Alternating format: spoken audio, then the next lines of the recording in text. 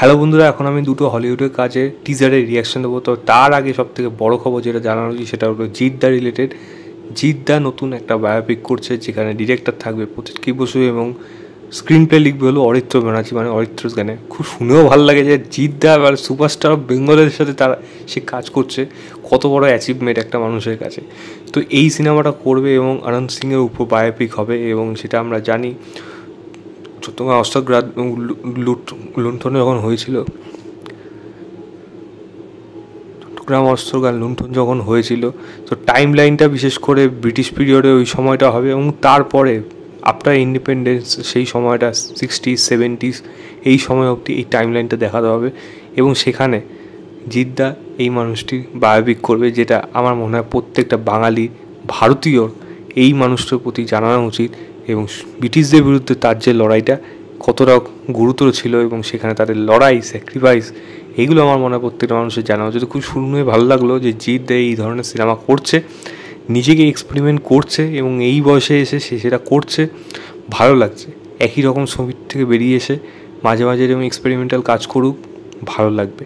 এবং ফ্যামিলি অডিয়েন্সের কিন্তু এরকম ধরনের কন্টেন্ট থাকলে কিন্তু অনেক সময় অ্যাকসেপ্ট করে নেয়। বুমেরাঙে কিন্তু সেটা দেখা গেছে জিদ্দার সিনেমাতে। তো দেখা যাক এই সিনেমাটা কেমন হয়। এবং এটা এখনও দেরি আছে, তো একটা মানে একটা ভালো রকম খরচাতে বানানো হবে, সেটা তো পরেই দেখা যাবে। বাট শুনে খুব ভালো লাগলো এই সিনেমাটা আসছে।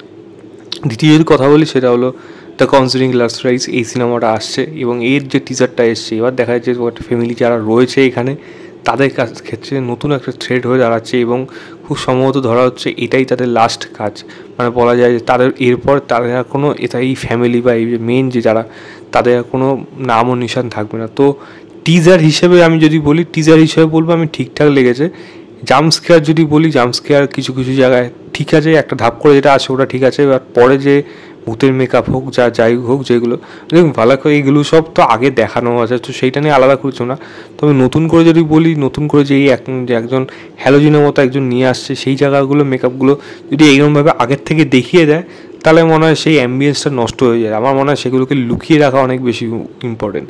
ভ্যালাকের যে লুকটা এসেছিলো, লুকটা আসার পর থেকে, লুকটা আসার আগে সেই টেনশনটা আপনি রীতিমতো মনে করুন, ফটোটার মধ্যে জাস্ট চোখ দুটো জ্বলতো, হেভি ছিল ওই জায়গাগুলো।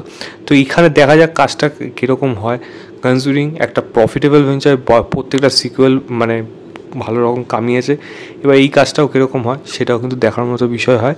আমি এই লিঙ্কটা দিয়ে রাখবো ডিসক্রিপশনে। সেপ্টেম্বরে সিনেমাটা আসবে, আপনারা দেখে অবশ্যই জানাবেন টিজারটা আপনাদের কেমন লেগেছে। লাস্ট যেই টিজারটা নিয়ে কথা বলবো সেটা হলো পিস মেকার সিজন 2 এর, যেটা জন সিনা রয়েছে এখানে ডিসির কাজ, এখানে ডিরেক্টর হলো জেমস গান। তো এই টিজারটার মধ্যে দেখুন সেরকমভাবে গল্প লেভেলে যে কিছু বুঝতে পারলাম সেটা আমি বলবো না, তবে হ্যাঁ পিস মেকার নতুন করে একটা এমপ্লয়মেন্ট যোগ হচ্ছে একটা সংস্থার সাথে, সেখানে গভর্নমেন্ট অফিসিয়ালসও রয়েছে, যেখানে পিস মেকার অ্যাজ এমপ্লয়ি হিসেবে তো সেখানে কাজ করতে যায়, বা আই মিন এমপ্লয়ি মানে ইন দ্যাট সেন্স, মানে সে একজন সুপার হিরো বা সুপার ভিলেন যাই বলেন তাকে। তো সেই হিসাবেই সে রিক্রুট হবে এবং তাদের হয়ে অফিসিয়ালসদের হয়ে কাজ হবে। বাট নতুন থ্রেট এসে দাঁড়াচ্ছে পিস মেকারকে, এবং তার টিমকে পুরোপুরি খুঁজে বার করতে চাইছে বেশ কিছু লোক। তারা কী উদ্দেশ্যে এসছে, এবং পিস মেকার আবারও কি সেই সমস্ত মানুষদের কাছ থেকে পুরো মানে দুনিয়াকে বাঁচাতে পারে? এর থেকে বেশি কিছু এখন টিজারের মধ্যে বলা সম্ভব না। ট্রেলারটা আসলে অনেক কিছু বোঝা যাবে, বাট টিজার লেভেলে যে দেখলাম এবং লাস্টে গিয়ে যে ডুয়েল রোলটা দেখা গেল, দেখুন এটা তো মাল্টিভার্স মানে কনসেপ্ট থাকতে পারে। তো যদি সেই জিনিসটা হয়ে যায় তাহলে তো আলাদাই ব্যাপার, মানে। বাট যেটা দেখালো জন সিনা কি তাক করছে লাস্টে, তো হু ক্যান সি, যেটা দেখা যাক।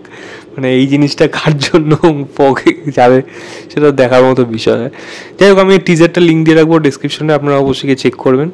21 আগস্টে এই সিরিজটা আসছে হটস্টারে, খুব সম্ভবত আমাদের এখানে দেখানো হবে। দেখা যাক সেটা কিসে হয়, সম্ভবত হটস্টারই থাকবে।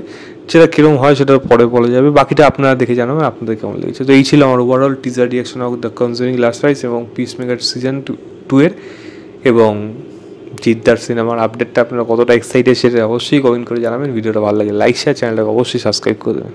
বাই।